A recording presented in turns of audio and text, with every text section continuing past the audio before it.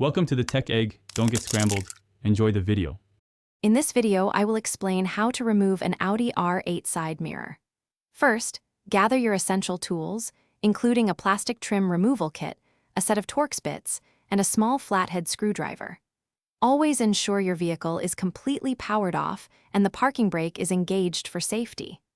Understanding the steps beforehand will make the process much smoother and prevent any accidental damage to your vehicle's delicate components. Next, we'll begin by carefully removing the inner door panel. Use a plastic trim tool to gently pry off the small trim piece covering the mirror's mounting area. Then, locate and remove the two Torx T25 screws that secure the door panel. Once these are out, carefully pull the door panel away from the door, disconnecting any electrical connectors for switches or lights as you go. This reveals the mirror's mounting points. With the door panel removed, you'll now have clear access to the mirror's components. First, locate the main electrical connector for the side mirror assembly. This is usually a single large plug. Carefully press the release tab and gently pull to disconnect the wiring harness.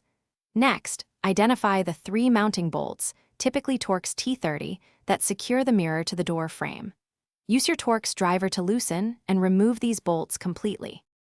Once the bolts are removed and the wiring is disconnected, you can gently pull the entire mirror assembly away from the door frame. Be careful not to scratch the paintwork during this final step. Take a moment to inspect the mounting area for any remaining clips or debris. To install a new mirror, simply reverse these steps, ensuring all connections are secure and bolts are tightened to their proper specifications. This ensures a seamless reinstallation. Thanks for watching. Consider subscribing if I helped unscramble your problems.